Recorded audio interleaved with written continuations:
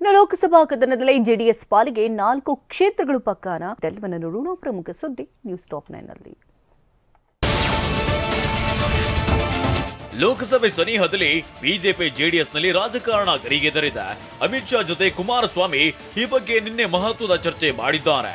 ಲೋಕಸಭೆಯಲ್ಲಿ ದಳಪತಿಗಳು ಮೊದಲು 5 ಸ್ಥಾನಗಳ ಮೇಲೆ ಕಣ್ಣಿಟ್ಟಿದ್ದರ ಬಗ್ಗೆ ಚರ್ಚೆ ಇತ್ತು.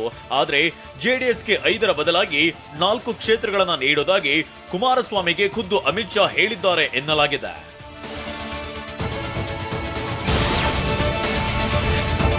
ಇನ್ನು ಮಂಡ್ಯ ಮತ್ತು ಹಾಸನ ಜೆಡಿಎಸ್ಗೆ ಫಿಕ್ಸ್ ಎನ್ನಲಾಗಿದೆ. ತುಮಕೂರು ಹಾಗೂ ಕೋಲಾರದಲ್ಲಿ ಕ್ಷೇತ್ರ ಜೆಡಿಎಸ್ ಪಾಲಾಗುವ ಸಾಧ್ಯತೆ ಇದೆ. ಉಳಿದಂತೆ 25 ಕ್ಷೇತ್ರಗಳಲ್ಲಿ ಕೇಸರಿ ಪಡೆ ತನ್ನ ಹುರಿಯಾಳುಗಳನ್ನ ಅಖಾಡಕ್ಕೆ ಇಳಿಸಲು ಸನ್ನದ್ಧವಾಗಿದೆ. ಇದೇ ತಿಂಗಳ ಅಂತ್ಯದ ವೇಳೆಗೆ ಬಿಜೆಪಿ ಜೆಡಿಎಸ್ ಅಭ್ಯರ್ಥಿಗಳು ಘೋಷಣೆ ಆಗುವ ಸಾಧ್ಯತೆ ಇದೆ.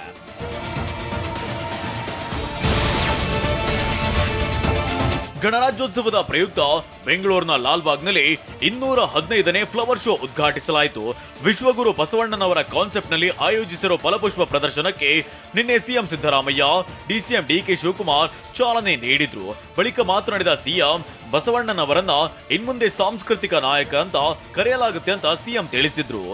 ಅವರ ಹೆಸರು ಚಿರಸ್ಥಾಯಿಯಾಗಿರಬೇಕು ಅಂತ ಇವತ್ತು ಬಸವಣ್ಣ ಕರ್ನಾಟಕದ ಸಾಂಸ್ಕೃತಿಕ ನಾಯಕ ಅಂತೇಳಿ ನಾವು ತೀರ್ಮಾನ ಮಾಡಿದ್ದೇವೆ ಕ್ಯಾಬಿನೆಟ್ನಲ್ಲಿ.